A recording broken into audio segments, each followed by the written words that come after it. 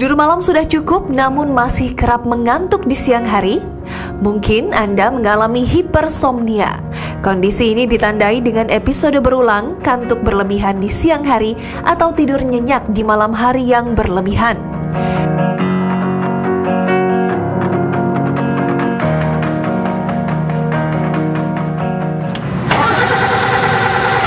Gangguan ini sendiri tidak mengancam nyawa, namun bisa menimbulkan konsekuensi serius seperti kecelakaan mobil yang disebabkan tertidur saat mengemudi. Serangan hipersomnia biasanya berlanjut tanpa batas waktu, karakteristiknya pun berbeda pada tiap orang. Tergantung dari usia, gaya hidup, dan penyebab yang mendasarinya. Dalam kasus yang ekstrim, orang dengan hipersomnia mungkin tidur nyenyak di malam hari selama 12 jam atau lebih, tetapi masih tetap butuh tidur di siang hari.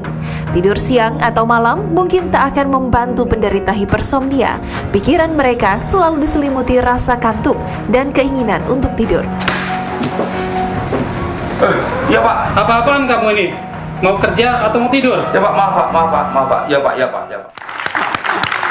Kembali dalam acara Ayo Hidup Sehat. Tadi itu kayaknya ngomong tadi kayak mungkin dia nggak sarapan pagi-pagi jadi ngantuk terus ya. Makanya sarapan. Tapi ngomong-ngomong hebat ya, ini tim kita ya. Tiba-tiba tadi ayam diganti udah ini sekarang. Tadi ceritanya sarapan nih makan siang. Makan siang sekarang ya. Iya, Dok. Oke, orang yang kurang sarapan juga kadang-kadang juga bikin ngantuk karena mungkin dia kurang tenaga juga ya. Atau tapi orang kelebihan sarapan juga bisa bikin kayak begitu. Iya. Nah sekarang kita mau ngomong mengenai orang yang suka ngantuk. Kadang-kadang orang siang-siang itu jam sekarang tuh tadi bilang jam kritis nih, jam injury time. Orang seringnya mungkin ngopi atau berusaha untuk tidur kali, untuk bobo siang mungkin. Iya, kadang-kadang bobo siang itu ya. Nah, sekarang kita akan bahas lebih lanjut. Sudah ada dokter penyakit dalam, konsultan endokrin dan metabolik di sana, Dr. Wismandari. Dr. Wisma, nah, kita ngomong, Dr. Wisma ngomong-ngomong udah sarapan belum? Sudah sih. Selalu sarapan ya. Selalu. Nah, kita tadi kita ngomong mengenai orang yang suka ngantuk tadi seperti tadi di VT tadi, di tayangan tadi ya. Nah, banyak saudara penyebabnya dok. Dokter bisa cerita mungkin. Pasti banyak yang pernah kan mengadu sama dokter soal sarapan dan ngantuk misalnya. Kayaknya kalau hipersomnia atau banyak tidur itu nggak terlalu banyak orang mengeluhkan. Karena mungkin mereka juga nggak tahu persis ini udah kelebihan atau enggak. Atau mereka juga kadang malu menyebutkan bahwa ini kok gue tidur melulu ya gitu. Padahal sebenarnya karena memang dari kategorinya sendiri, dari klasifikasinya sih agak sulit. Yang disebut tidur berlebihan atau hipersomnia itu adalah tidur malamnya kurang sedikit, kemudian tidur siangnya kebanyakan gitu. Jadi orang kan normalnya malamnya yang banyak kan, kemudian si siangnya dia banyakan bekerja gitu. Kalau ini enggak, tidur malamnya bisa terlalu panjang atau tidur siangnya juga banyak. Nah, itu yang kita sebut hipersomnia. Bisa jadi kan dokter Sila kalau kita lagi pendidikan dan pasti banyak juga orang yang sama ya. Shiftnya jadi kalau misalkan siang tidur banyak karena malamnya habis jaga malam. Iya, dan jadinya kayak mau membalas kurang tidur yang kemarin. Itu gimana dok? Itu jadi kayak orang hipersomnia karena malamnya kita kayak orang melek terus kan gitu. Jadi salah satu penyebab dari orang yang hipersomnia itu adalah karena tidur malamnya tidak berkualitas. Itu kalau orangnya malamnya tidur nggak berkualitas kan mau nggak mau jadi siangnya kayak orang tidur melulu gitu. Itu juga kita sebut hipersomnia. Nah, ini ada mitos-mitos juga nih dok. Salah satu mitosnya adalah tidur lebih banyak lebih baik daripada kurang tidur. Mitos, karena dua-duanya nggak baik gitu. Tidur kebanyakan akan mengakibatkan banyak sekali efek-efek metabolik, tapi tidur kurang juga akan mengakibatkan efek-efek metabolik yang tidak baik. Walaupun efeknya berbeda ya, tapi sama-sama nggak baik. Ada yang menghubungkan tidur lebih banyak itu berhubungan dengan katanya angka kejadian obesitas atau kegemukan, juga angka kejadian penyakit-penyakit metabolik seperti tadi dokter bilang. Sepertinya bisa dibolak-balik ya. Misalnya orang yang diabetes itu kalau gulanya ketinggian dia akan lebih banyak tidur. Tapi gula rendah juga bisa bikin tidur terus. Kebalikannya orang yang tidur terus, tidurnya kepanjangan, hipersomnia, itu juga akan mengakibatkan faktor risiko terjadinya hipersomnia lebih besar gitu. Jadi saling bolak-balik ya gitu. Nah, mitos nomor 2 nih dok. Bisa perdarahan hebat saat melahirkan jika terlalu banyak tidur saat hamil? Jujur saya tidak melihat ini sebagai suatu fakta ya gitu. Tapi saya juga belum berani bilang bahwa ini mitos betul karena penelitiannya rasanya belum established. Ini lucu juga sih kalau banyak tidur ketika hamil ya. Mungkin ketika melahirkan ketiduran gitu ya. Banyak darahnya. Mulesnya lupa ya, bisa ketiduran ya. Lalu yang berikutnya tuh ada kesulitan mengingat katanya kalau orang tidur kebanyakan. Iya, jadi efek-efek orang yang tidurnya terlalu banyak itu memang nggak enaknya adalah orangnya sulit konsentrasi, kemudian orangnya juga mudah gelisah gitu ya, lebih hipersensitif. Yang paling mengganggu, paling nggak enak tuh misalnya udah sampai muncul halusinasi, itu juga nggak bagus. Dan yang nggak enak untuk pasien adalah pada saat orangnya hipersomnia, suatu saat dia akan mengalami gangguan sosial. Karena kan dia siangnya tidur, jadi kerjanya nggak bagus. Gitu Kayaknya ya? di video tadi ya, jadi dimarahin sama bosnya gitu. Nah kalau sudah pada saat pada tahap itu bisa menyebabkan orangnya jadi depresi. Jadi orang yang depresi bisa jadi tidur kebanyakan, tapi kebalikannya orang yang tidur kebanyakan bisa juga jadi depresi. Bisa jadi siklus juga ya dok ya? Jadi kayak bolak-balik ya gitu. Dia nggak bisa, dia tidurnya kebanyakan karena dia tadinya depresi, tapi ternyata dengan tidur melulu depresinya makin berat. Gitu. Nah, mitos yang berikutnya katanya tadi kalau banyakan tidur bikin kepala pusing. Iya betul, karena tentu kita semua orang memerlukan waktu tidur yang cukup. Nah lagi-lagi waktu tidur cukup untuk orang-orang berbeda-beda. Yang pasti makin berumur seseorang, waktu tidur seseorang itu akan berkurang. Jadi kalau anak-anak mungkin butuh tidurnya bisa sampai 8 jam sampai 10 jam, sedangkan kalau yang sudah berumur seperti saya mungkin ya cukuplah 6 jam gitu cukup gitu.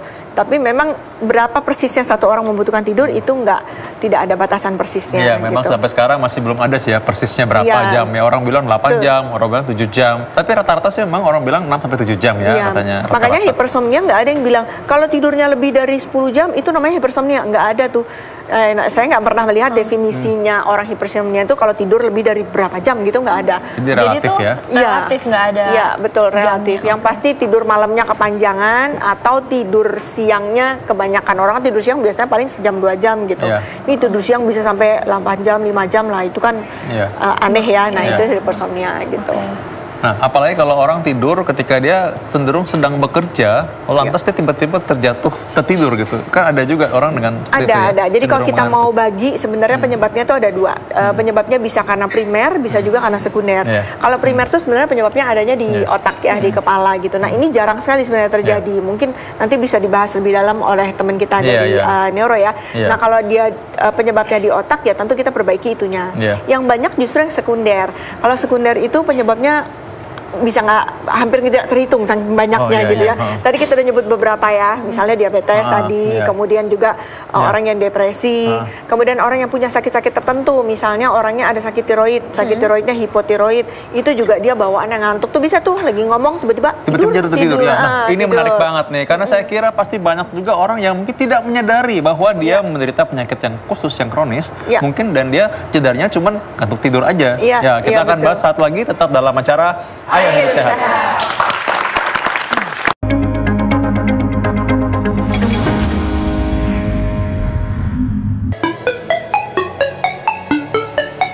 Nah, dok, saya ini kan punya penyakit jantung.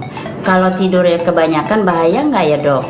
Kadang saya tidur 8 jam sampai 10 jam. Kira-kira gimana ya dok?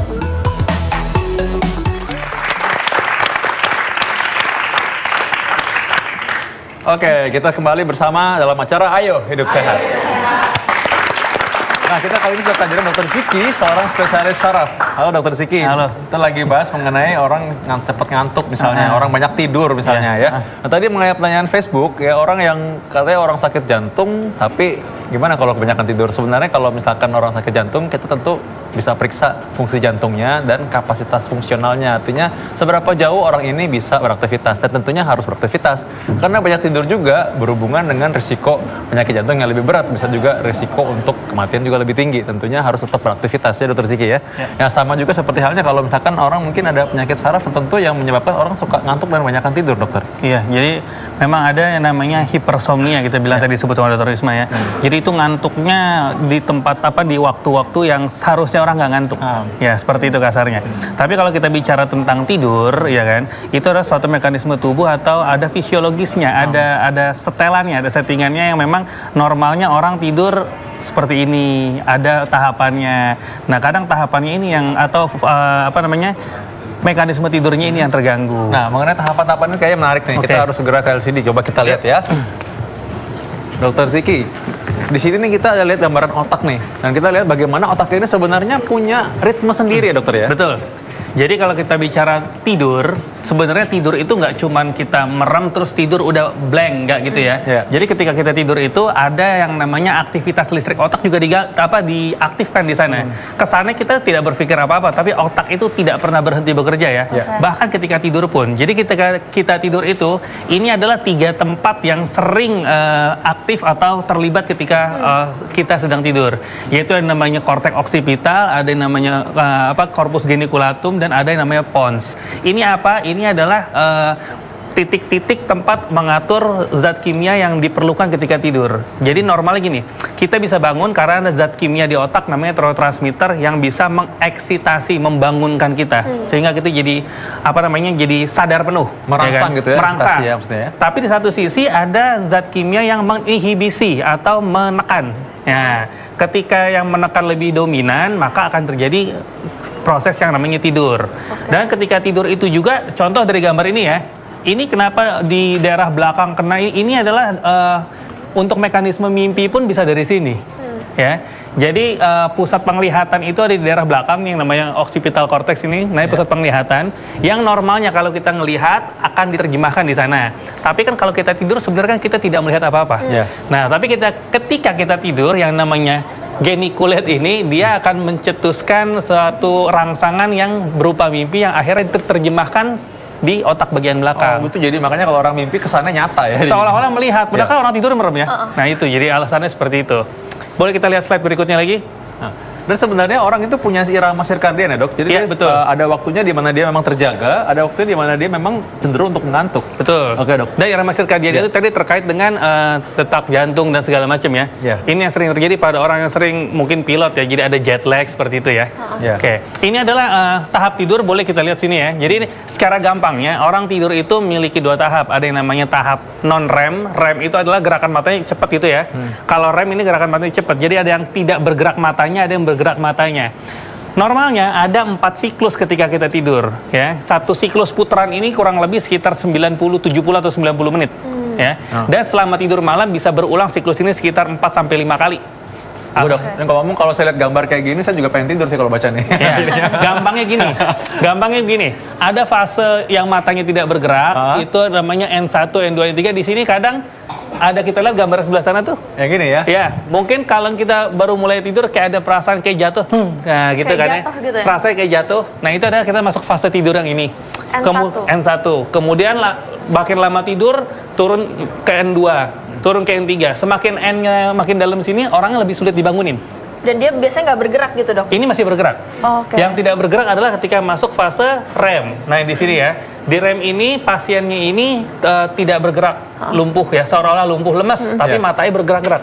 Nah disinilah kita bermimpi. Ini normalnya. Nah pada kejadian hipersomnia tadi terjadi miss di antara mekanisme ini. Ada tiba-tiba fase REM ini muncul di saat kita lagi aktivitas. Aktivitasnya lagi kerja, nulis, tiba-tiba muncul fase ini di listrik. Jadi tiba-tiba matanya langsung bergerak-gerak dan mimpi gitu langsung dok? Tidur, langsung jadi istilahnya sleep attack. Ini berarti ada gangguan kelainan di otak sebenarnya. Itu kalau gangguannya di otak ya, Dr. Ziggy ya? Kalau berarti untuk yang primer, kalau yang sekunder apakah mengalami hal yang sama? Kalau yang sekunder mengalami hal yang sama.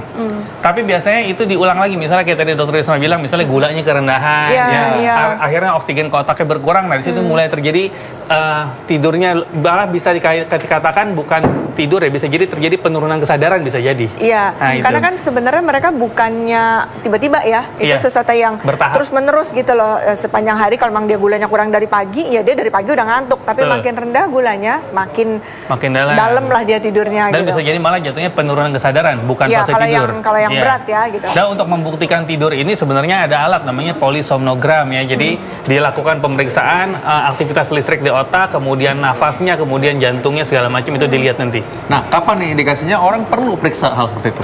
Kalau orang perlu memeriksa itu adalah ketika orang ngerasa dirinya mengalami gangguan tidur, entah sering mengantuk misalnya ya. Kemudian kalau udah bangun tidur kok merasa nggak pernah seger.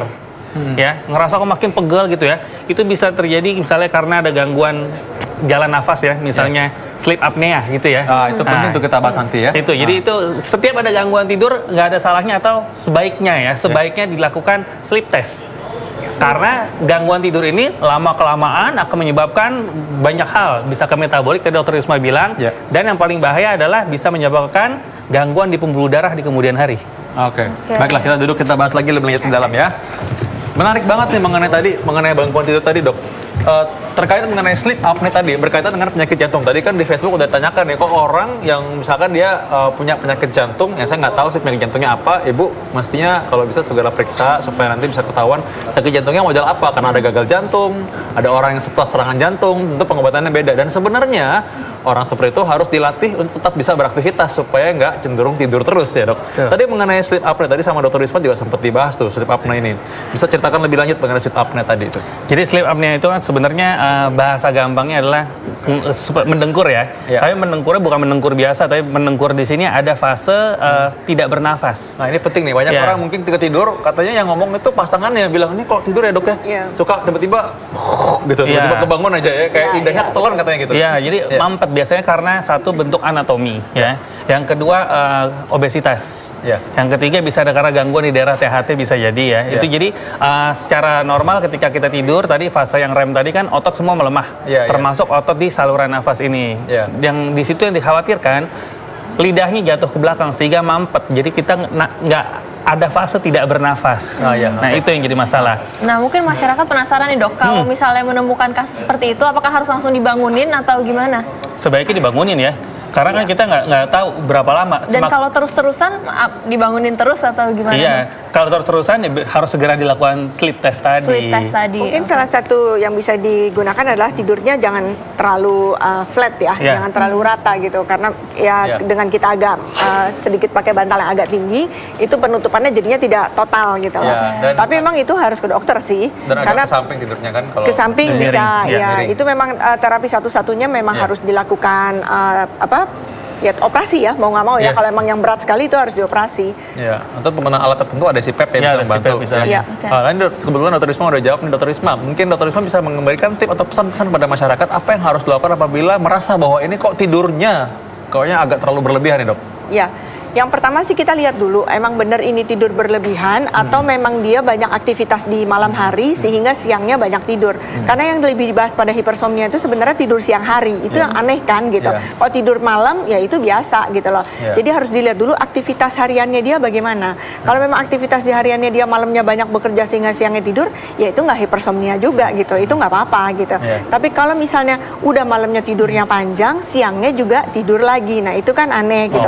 Ya itu memang sebaiknya harus ke dokter juga sih, karena kita harus lihat secara laboratorium apa sih yang salah gitu ya. Tapi sebelum itu mencapai ke dokter, diperhatikan sendiri dulu aktivitas harian saya udah bener apa belum, makanannya gimana udah bener belum. Kayak tadi sarapannya, tadi Dokter Sheila makan apa ya? Nasi kuning. Nasi kuning ya, itu kayaknya nasi doang ya isinya ya. Ada telur satu. Oh ada telurnya, baik. Sama kerupuk ya. Ada telur satu loh. Jadi kalau memang banyakkan karbohidratnya, itu memang cenderung ngantuk. Kenapa? Karena karbohidrat itu akan mencetuskan suatu zat di otak yang serotonin yang akan membuat orangnya cenderung lebih rileks. Jadi itu juga harus diperhatikan, apa makan paginya kebanyakan karbohidratnya, terutama sumbernya tadi karbohidrat nasi sebenarnya, nasi putih ya, nasi merah atau gandum gitu kan. Itu kan sering ketoprak tadi ada ya gitu, yang isinya mungkin cuman bihun sama lontong sama kacang gitu kan gitu. Jadi itu juga harus diperhatikan. Perhatikan itunya dulu, kalau itu udah diperbaiki tidak ada perbaikan, nah silakan datang ke dokter. Itu salah satunya tadi sleep test tadi ya. Sleep test tadi ya. Oke, baik Dokter Fitri.